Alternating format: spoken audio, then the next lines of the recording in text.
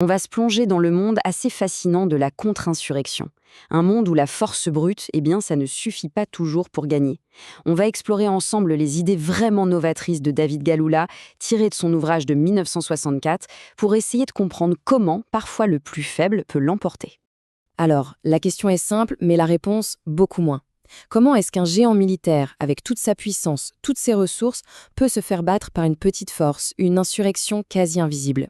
C'est un vrai casse-tête, un paradoxe qui a obsédé les stratèges pendant des décennies. Et c'est précisément cette question que David Galula a décidé de prendre à bras-le-corps. Et pour illustrer ça, son analogie est juste parfaite. La mouche et le lion. Ça nous montre tout de suite qu'on n'est pas dans un combat classique. Les règles traditionnelles, ici, elles ne s'appliquent plus. En fait, chaque camp se bat dans une dimension qui lui est propre, une dimension que l'autre ne peut pas atteindre. Donc, avant de chercher la moindre solution, il faut d'abord comprendre une chose. Ce type de conflit est fondamentalement différent. La pensée de Galula nous force vraiment à mettre de côté tout ce qu'on croit savoir sur la guerre pour aborder un tout nouveau terrain de jeu. Et ces idées, elles ne sortent pas de nulle part. Elles ne sont pas nées dans un bureau. Non, elles ont été forgées sur le terrain. David Galula, c'était un officier français et il a tiré toutes ses leçons de ses expériences directes en Chine, en Algérie, des conflits bien réels. Ce qu'il a vu sur le terrain, c'est des chefs militaires complètement perdus, qui appliquaient des vieilles recettes qui ne marchaient pas. Il a compris que le problème, ce n'était pas le manque de soldats ou de matériel. Non, le vrai problème, c'était qu'il n'avait pas de boussole pour naviguer dans ce nouveau type de guerre. C'est un peu comme si on jouait à un jeu où les règles changent en plein milieu de la partie. C'est exactement ça. Toutes les vieilles maximes, du genre celle de Napoléon, la victoire va au gros bataillon, eh bien ici, ça ne veut plus rien dire. La puissance brute seule est devenue inefficace. Bon, revenons à notre image du lion et de la mouche. C'est une bonne métaphore. Mais concrètement, sur le champ de bataille, qui sont-ils et surtout où se cache leur véritable force? Pour Galula, il faut être précis et neutre. Il met de côté les étiquettes comme révolutionnaire ou terroriste. Il utilise des termes purement stratégiques. Le pouvoir en place, c'est le contre-insurgé, et la force qui le défie, c'est l'insurgé.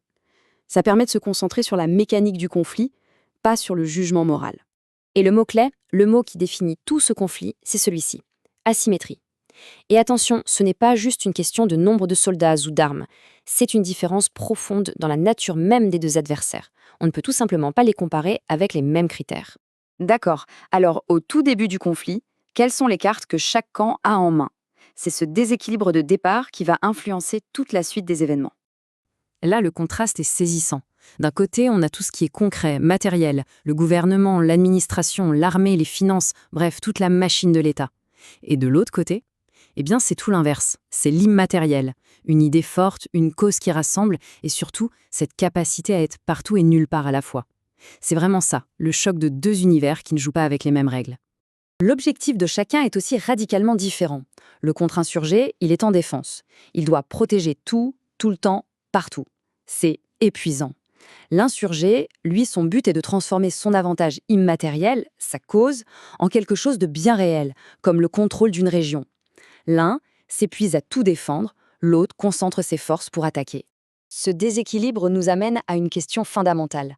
Si on ne peut pas simplement écraser l'ennemi, alors quel est le vrai objectif de la guerre? Qu'est-ce qu'il faut viser? En temps normal, dans une guerre classique, la cible est claire. C'est l'armée ennemie. On la détruit, la guerre est gagnée. Simple. Mais ici, l'armée de l'insurgé, elle est souvent invisible, dispersée, parfois même elle n'existe pas en tant que telle. Donc, viser l'armée, c'est se tromper de cible. Dans le jargon militaire, on parle de centre de gravité. C'est la source principale de la puissance de l'adversaire, le point vital qu'il faut frapper pour le faire tomber. Mais dans une guerre d'insurrection, ce centre de gravité est bien plus subtil, bien plus difficile à identifier. Et voilà l'idée de génie de Galula. Le véritable enjeu, le véritable champ de bataille, ce n'est pas un territoire, une colline ou une ville, c'est la population. Le centre de gravité, la clé de la victoire, ce sont les gens. À partir du moment où on comprend que l'objectif c'est la population, eh bien toute la stratégie doit être repensée. On ne parle plus seulement de se battre, on doit aussi construire, protéger et surtout convaincre. Et pour ça, il propose une méthode presque chirurgicale. Ce n'est pas une grande offensive brutale, non, c'est une progression lente, méthodique, zone par zone. L'idée, c'est d'abord de sécuriser une région, puis d'y gagner la confiance des habitants, pour au final isoler complètement l'insurgé de sa base de soutien.